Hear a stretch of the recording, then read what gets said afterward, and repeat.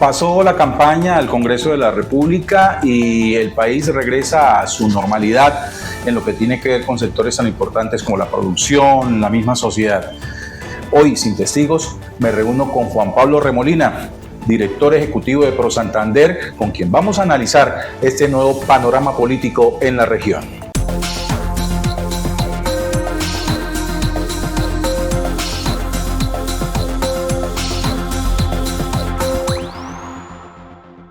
Juan Pablo Remolina, bienvenido a Sin Testigos.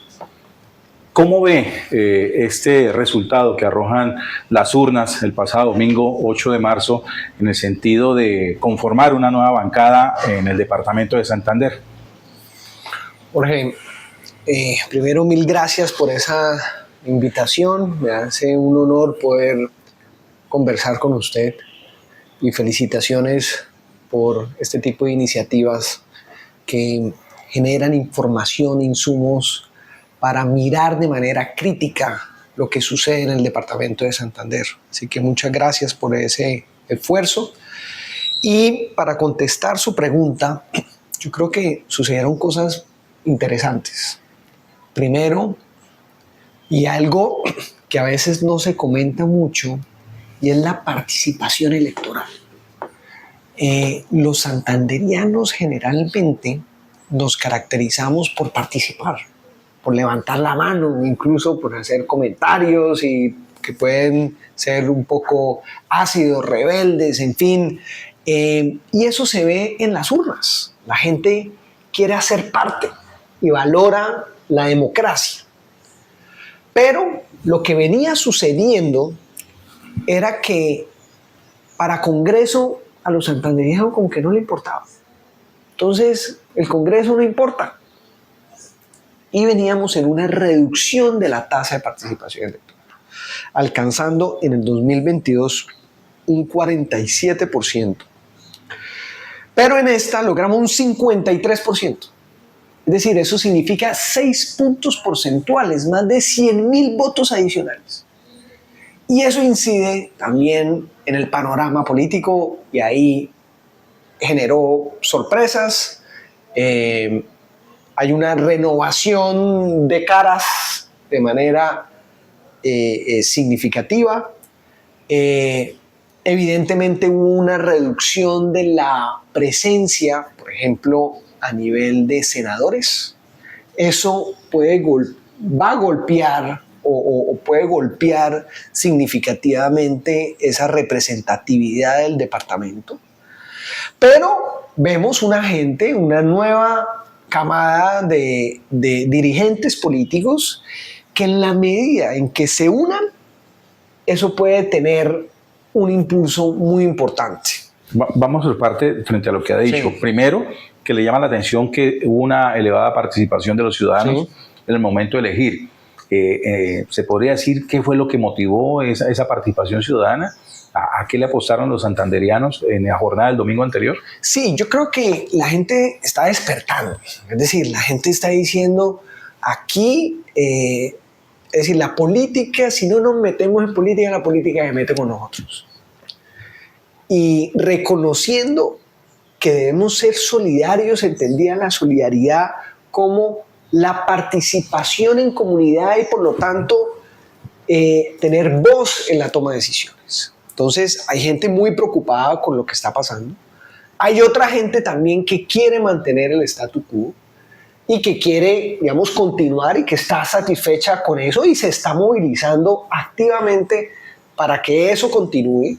Entonces vemos esas fuerzas que están sucediendo y eso ha generado, yo creo que mayor motivación en la participación electoral. Bueno, y aunque hay mayor participación electoral, es decir, los ciudadanos en su ejercicio de elección, pues también hay un resultado que reduce, pues se sube a mayor electores, pues mayor participación política para la región, pero no, aquí vemos una reducción de la representatividad de la región en el Congreso. ¿Eso es bueno? ¿Es malo? Sí, pues en principio es malo, porque si hay menos parlamentarios y la bancada se reduce, pues evidentemente va a haber menos capacidad de incidencia. Entonces, más o menos teníamos alrededor de unos 17 congresistas, hoy quedamos en 14 congresistas, hay fuerzas electorales que normalmente hacían parte, digamos, del Congreso de la República. Por tradición. Hoy no lo están, pero pese a que esa bancada hace 4 años, pues digamos la bancada de los últimos 4 años. Del actual periodo. Del actual periodo, llamémoslo así, fue muy fuerte. No tuvo la incidencia que uno hubiera esperado. Se tuvo al comienzo, que fue en la inscripción de los proyectos estratégicos en el Plan Nacional de Desarrollo. Hay una unión de la bancada muy potente, pero finalmente no se le asignaron los proyectos, los recursos necesarios a esos proyectos, faltó, digamos, ese seguimiento, ese control político para que, digamos, se hicieran esa realidad, o no hubo, digamos, esa receptividad, y eso fue lo que quedó plasmado en el Plan Nacional del actual gobierno, ¿sí? Que el actual gobierno, digamos, incorporó.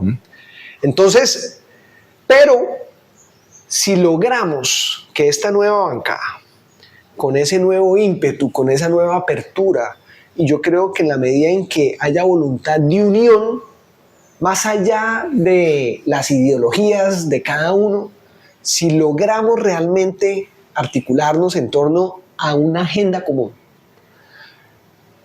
y adicional a eso, establecemos una metodología de seguimiento, de conversación sistemática, yo creo que puede ser más efectivo, pese a que posiblemente no tenga, digamos, el número de parlamentarios que se tiene en el actual. Lo noto entusiasmado frente a eso que está diciendo, de que es posible que con estos 14 nuevos congresistas por Santander se puedan lograr objetivos de bienestar para la región. Lo veo, sería la pregunta entonces, ¿qué le parece pues esas nuevas caras? ¿Sí ve que se puede trabajar con ellos? Pues yo he conversado, podría decir, con la mayoría, ¿sí? Y lo hicimos también en campaña. Desde el Comité Intergremial y Pro Santander le enviamos una carta a cada uno de los candidatos.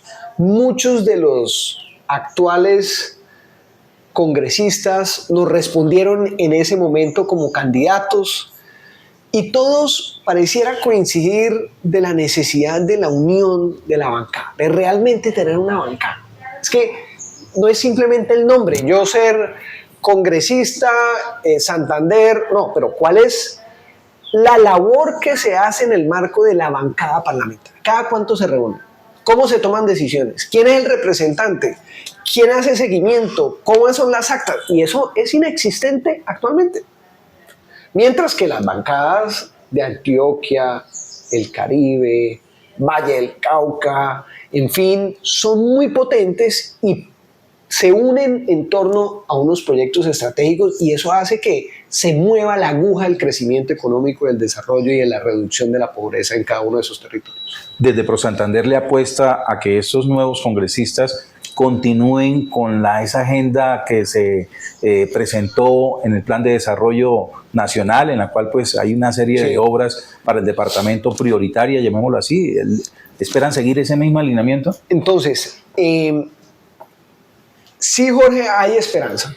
Hay esperanza de que los sectores de la sociedad se unan en torno a esa agenda común y es una agenda común que debe trascender los mandatos electorales.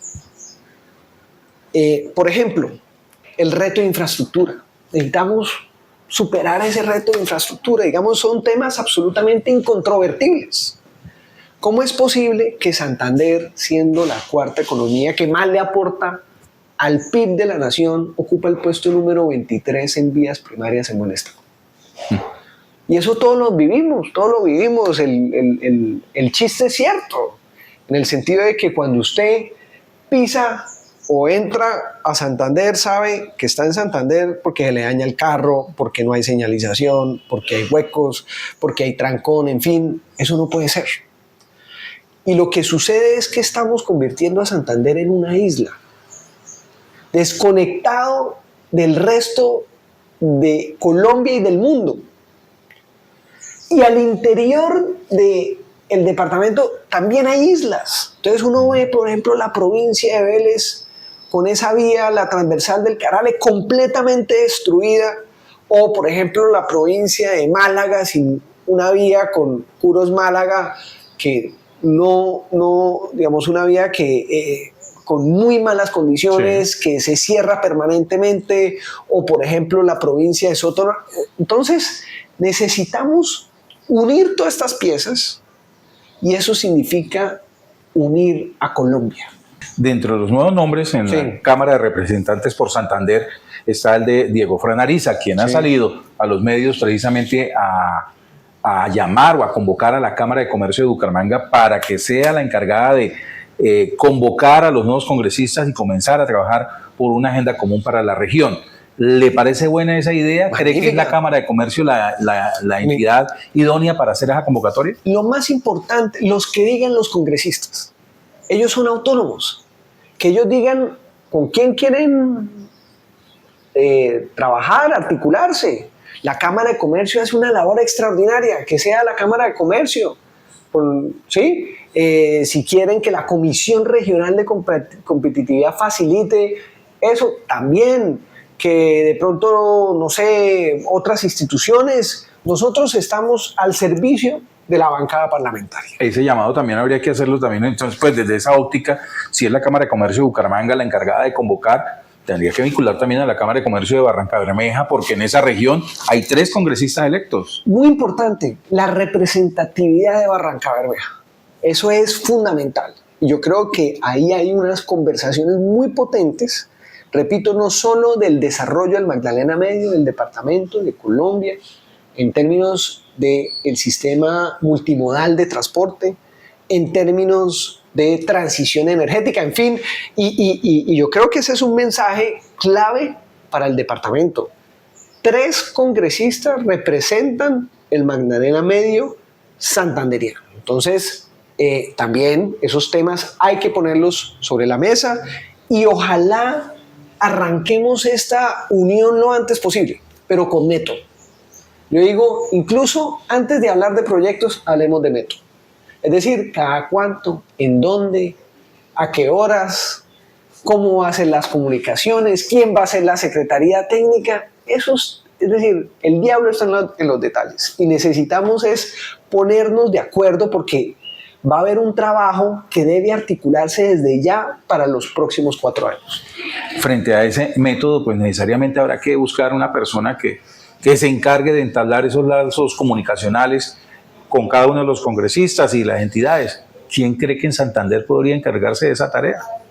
Donde dicen que la envidia no es co-principal baluarte. Sí, yo pienso que está más, digamos, en manos de la bancada, entre ellos de decir qué quieren. Bueno, que de pronto ellos puedan elegir, asignar una cabeza o alguien, un puente, ¿sí? Que pueda ser rotativo, en fin. Nosotros cuando arrancó esta bancada parlamentaria trajimos experiencias de otras regiones y reunimos a la bancada y les dijimos, mire, esto es lo que hacen en el Valle del Cauca, esto es lo que hacen en Antioquia, en fin, ¿qué les parece? Incluso, Jorge, recibimos apoyo del gobierno de los Estados Unidos para fortalecer ese proceso. Pero finalmente se desintegró y, digamos, no hubo voluntad de acoger esa propuesta. Desde el sector privado, desde ProSantander, siempre a total disposición, en donde la bancada considere que nosotros podemos aportar, ahí estaremos. Y dentro de las nuevas figuras del Congreso, la nueva bancada por Santander, hay alguno que, oiga, con este vamos a tener más afinidad, con este va a tocar reforzar un poco más la comunicación. ¿Ya hizo esa evaluación frente a esas nuevas figuras? ¿Y quiénes serían en ese orden? No, yo creo que, digamos, nosotros tenemos una agenda de desarrollo, unos proyectos, y bienvenidos todos los actores o la conversación sobre esa agenda, ¿sí? Y si hay que revisar temas, revisamos, en fin. Nosotros queremos ese interés de que al departamento le vaya bien. Miren, nosotros tenemos una obsesión con la pobreza. Actualmente la pobreza alcanza cerca del 28% en el departamento. Eso significa personas que ganan menos de 500.000 pesos al mes. Y con eso tienen que cubrir alimentación, vivienda, transporte, salud, entretenimiento, vestuario, en fin, eso es una locura. Entonces, ¿cómo vamos a combatir ese gran desafío? Y no vemos que realmente esté bajando de manera satisfactoria como tuvimos hace unos años, que éramos líderes en lucha contra la pobreza. Ya no lo somos. Entonces, eso implica unas grandes conversaciones de cómo distribuir mejor esos recursos, cómo generar mayor eficiencia en la provisión de bienes y servicios públicos, pero cómo generamos crecimiento económico. Si no hay crecimiento económico, se nos disminuye la torta y no tenemos cómo realmente tener los recursos para agua potable, para saneamiento básico, para infraestructura, para educación, en fin, para tantas necesidades. Entonces, ahí es donde debemos plantear ese objetivo y bienvenidos todos los parlamentarios de las diferentes tendencias. Yo creo que aquí tenemos que salirnos un poco de la ideología y realmente ponernos a trabajar en torno al desarrollo de Santander. Y frente a ese 28% de pobreza en el territorio santanderiano, ProSantander ya viene explorando alternativas precisamente para reducir esa cifra. Así es. Nosotros venimos haciendo un análisis importante a través del área metropolitana, como sacamos un especial sobre pobreza, le hacemos un monitoreo importante, pero eso tiene una correlación con el crecimiento económico, Jorge. Es que antes del 2014 nosotros crecíamos a una tasa del 5%, 5.1 por encima del promedio nacional. En los últimos 10 años estamos creciendo a 1.8%. Vea la diferencia del 5.1 a 1.8 y estamos por debajo del promedio nacional. Nos estamos quedando rezagados. ¿Ya que se debe esa circunstancia? Claro, entonces usted dice, bueno, ¿dónde están los proyectos? Y pues ahí está. Dígame, ¿cuáles son las nuevas vías de los últimos 5 años? De los últimos 8, 10 años. ¿Dónde están esos proyectos?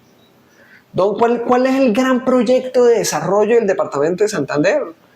No lo estamos viendo, ¿sí? Y eso hace que otros departamentos que le han asignado mayores recursos, que han logrado generar mayores oportunidades de crecimiento, digamos, están saliendo mucho más adelante y nosotros poco a poco nos vamos quedando rezagados cuando lo tenemos todo. Entonces, es simplemente ponernos de acuerdo. Mire, en el gobierno de Duque hicimos algo muy interesante y fue que estaba el gobernador, los alcaldes del área metropolitana, el presidente de la asamblea, representantes del sector gremial, académico, y nos reunimos con el gobierno nacional. Solo en esa reunión, 10 puntos, logramos más de 2 billones de pesos para el departamento de Santander. ¿Por qué? Porque teníamos una agenda común, nos fuimos organizados, en fin, teníamos los estudios y diseños, ya habíamos avanzado, pero nos dijeron, oiga, lástima que usted venga acá al finalizar el gobierno. Si ustedes hubieran venido así de organizados al comienzo, de pronto no hubieran sido 2 billones de pesos, sino mucho más y hubiéramos logrado más cosas. ¿Y esos 2 billones llegaron al territorio? Llegaron, pero una buena parte no han llegado. ¿Y por qué? Porque no hemos querido nosotros.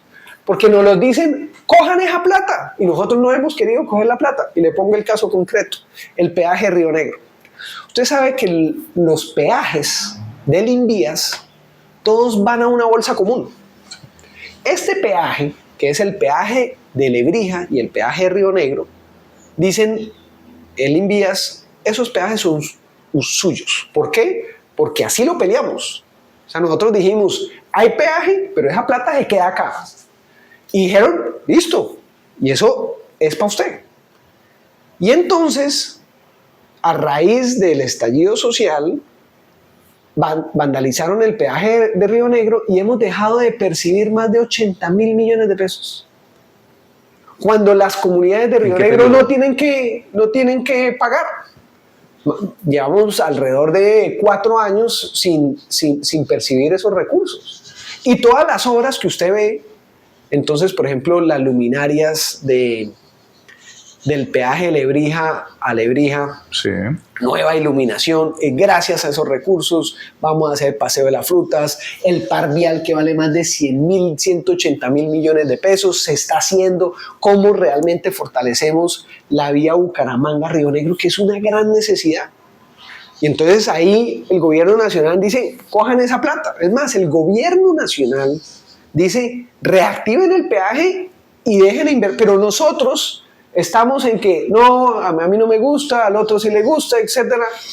Cuando, por otro lado... ¿Y cuál ha sido el principal obstáculo frente a esa negativa de recibir el manejo de esos recursos del peaje, por lo ejemplo, el de Río Negro? ¿Cuál ha sido la traba en el camino para que Santander no pueda acceder a ello? No, la comunidad se ha negado a que exista el peaje. ¿Y por qué? La verdad, ya nos quedamos sin argumentos. Pero la comunidad no actúa sola, la comunidad debe tener a alguien que le esté alentando a que precisamente Claro. no reciba. Y el gobierno nacional, pues digamos, le ha dado largas a esa conversación. Y entonces ha dejado que, siendo el gobierno nacional el que aprobó en el comité que se reactive el peaje. Entonces, son ese tipo, digamos, para poner un ejemplo, de que si nosotros nos unimos, realmente conseguimos lo que anhelamos. Y eso es muy importante, ponernos de acuerdo en cuáles son esos proyectos. Y así logramos sacar adelante de verdad el desarrollo. De lo contrario, no lo vamos a lograr. Hablamos en un comienzo de estos proyectos que entraron al presupuesto nacional de la Nación para priorizar desarrollo en el departamento de Santander. ¿Cuáles son esos proyectos específicamente, los cuales están allí esperando que se gestionen desde la bancada de congresistas? Sí, bueno, aquí tenemos, le comentaba sobre, en materia de infraestructura, que tenemos unas grandes oportunidades, pero los recursos no están llegando. Entonces, hablamos de la transversal del Carare, de la vía Curos-Málaga, la troncal central, particularmente del norte, que vaya entre la troncal central y sobre todo el corredor que es Bogotá, Bucaramanga, Bucaramanga-Cúcuta. Ese corredor es fundamental, porque ese corredor no solo une a Colombia, sino a Colombia con Venezuela. Y esa reactivación se está dando, la reactivación de Venezuela. Y nosotros necesitamos participar activamente de esa reconstrucción del país. Es necesario retomar entonces la doble calzada Cúcuta-Bucaramanga, que se suspende en territorio santanderiano. No, es que perdimos 2 billones de pesos que ya no los habían asignado. Entonces, el departamento de Santander desconectado con norte de Santander y desconectado el país con Venezuela. Y entonces vamos a ver pasar esa oportunidad y van a ser otros departamentos los que participen de esa reconstrucción y que traigamos a los venezolanos también a que conozcan el departamento de Santander, participen del turismo, en fin, de tantas oportunidades que tenemos con ese vecino país. Entonces, ese es un proyecto muy importante. Otro proyecto muy importante es la navegabilidad del río Magdalena. Entender que no tenemos acceso al mar, pero sí tenemos acceso al río Magdalena en menos de 2 horas. Y que tenemos ya construido el puerto interno más moderno de América Latina y que eso nos permitiría conectarnos con 2 de los principales puertos de Colombia, que es Barranquilla y Cartagena. Ahí tenemos ese puerto muy valioso, pero nos toca desarrollar las obras rígidas que de hecho este gobierno señaló en el Plan Nacional. El proyecto más importante de este gobierno en el Plan Nacional de Desarrollo se llama la navegabilidad del río Magdalena y se ha reducido en más de un 30% la navegabilidad del río Magdalena en este gobierno, paradójicamente. Frente a la navegabilidad del río Magdalena hay un ente importante del cual hace años no tenemos noticia en territorio santanderiano, como es Cor Magdalena. Prácticamente O sea, pese a que sucede por constitución es Barranca Bermeja, todo se está manejando desde Barranquilla. ¿Qué le toca a Santander dentro de ese proceso? Así es, de hecho yo estuve en los últimos 3 años en la Junta Directiva de Cormagdalena y es muy desafiante que hablemos de la navegabilidad del río Magdalena.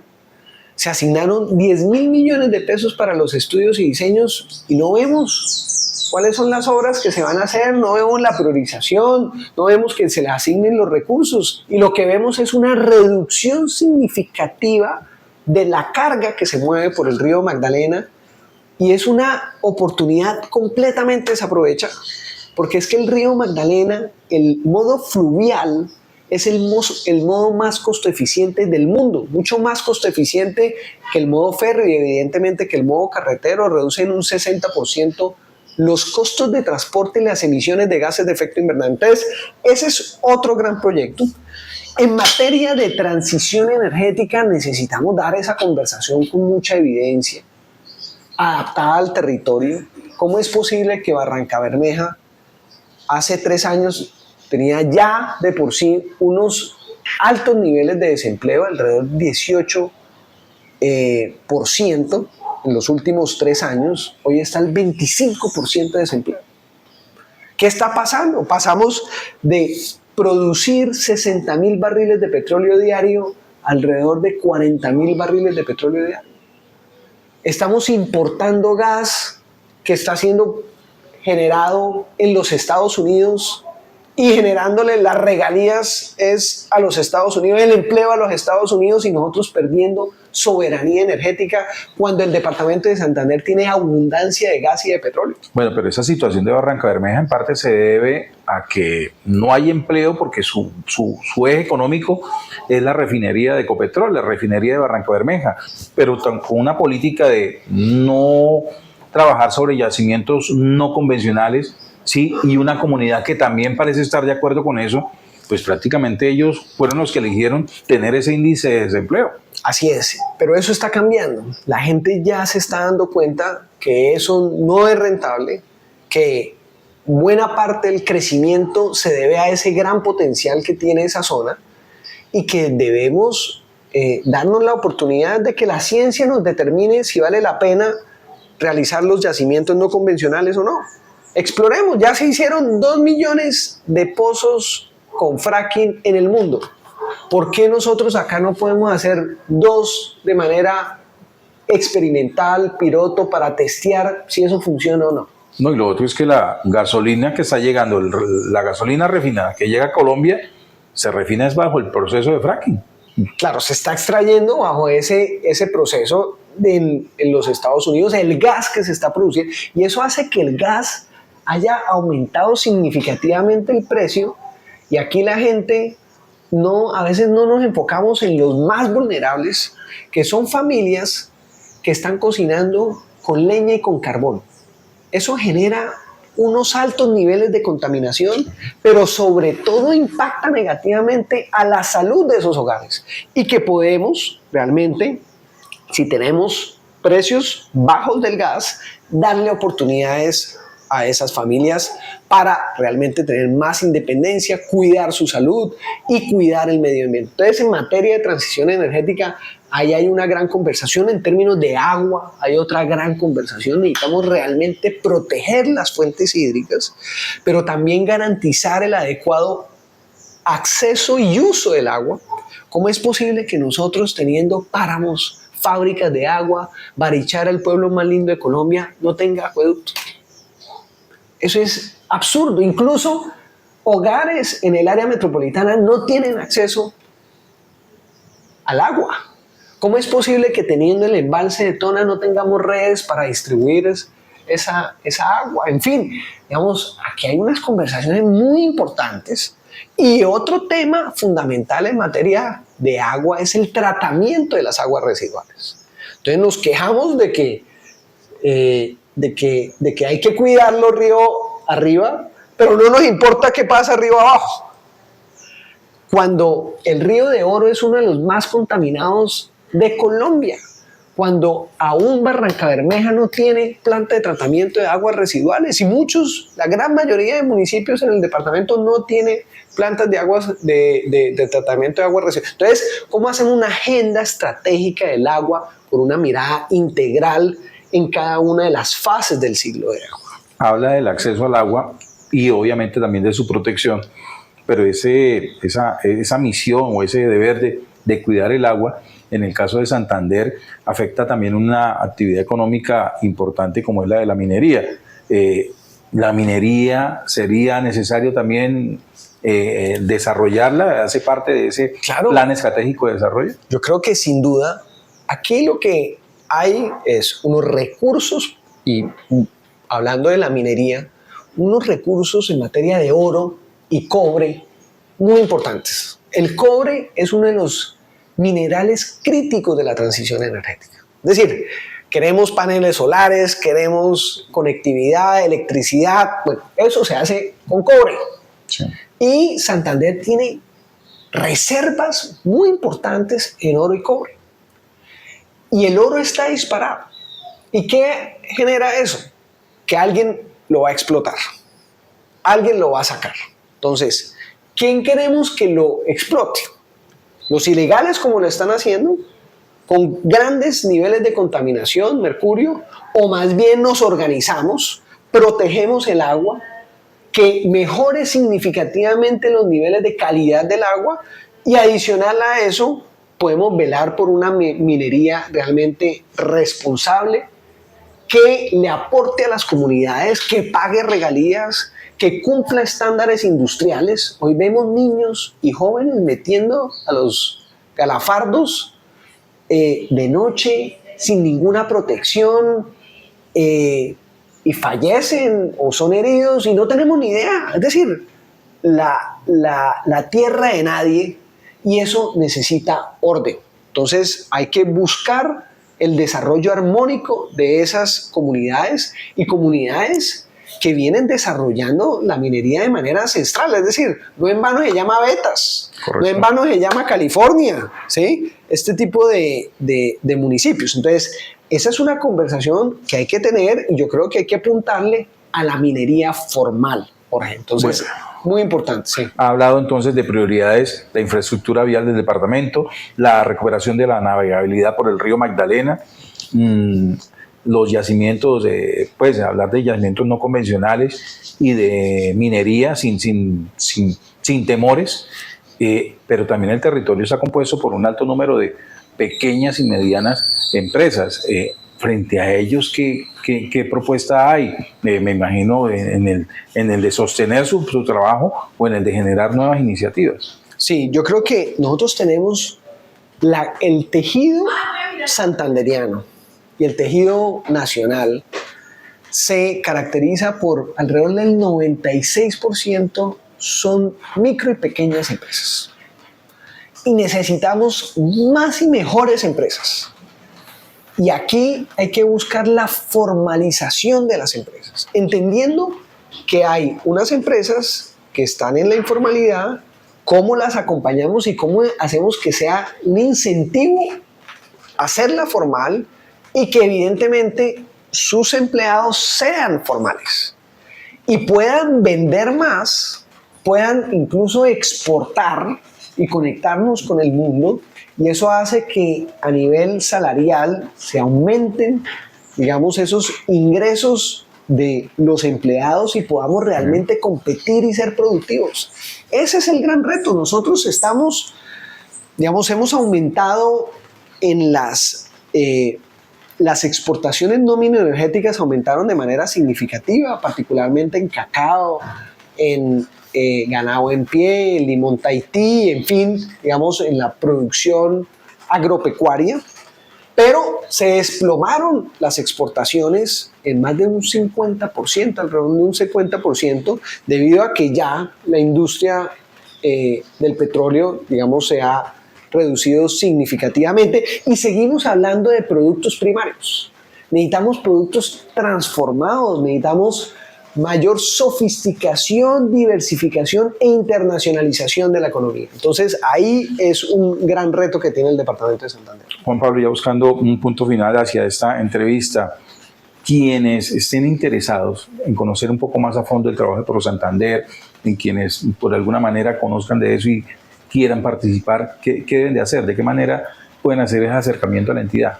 Bien, primero nos pueden seguir a través de las redes de ProSantander, en Twitter, X, Facebook, LinkedIn, YouTube, Instagram, en TikTok también estamos. Ahorita también a través de la página web prosantander.org, pero también quiero aprovechar este espacio para invitar a toda la ciudadanía a que conozcan la página web santander2050.com o .org, porque es que siempre ahora hablamos de los próximos, ¿no?, mandatarios, entonces el próximo alcalde, el próximo presidente de la República que está a puertas de elegirse, pero necesitamos pensarnos a más largo plazo el territorio. Y aquí la invitación es cómo queremos ver el departamento al próximo cuarto de siglo. Lo queremos ver informal, con violencia, con pobreza, viejos, o realmente queremos que sea rico, que tengamos diversidad de poblaciones, sí, ¿por qué no soñar con muchos niños, con jóvenes, que los viejos tengan una vejez digna, que estemos en paz y que realmente haya un desarrollo? Entonces, ese debate lo estamos poniendo sobre la mesa con la visión Santander 2050 y que la ciudadanía, independientemente de la dirigencia, digamos, de turno, podamos estructurar entre todos un derrotero común de largo plazo y que nos unamos realmente a trabajar en esos proyectos y que no nos estemos inventando cada 4 años la rueda, sino más bien como afinando y avanzando en ese propósito. Muy bien, muchísimas gracias Juan Pablo Remolina por estos minutos. Le deseamos éxitos en el desarrollo de sus labores y por supuesto que logre ese gran sueño de trabajar en conjunto tanto el sector productivo como el sector político y obviamente las instituciones de la región. Así es, pues muchas gracias, Jorge.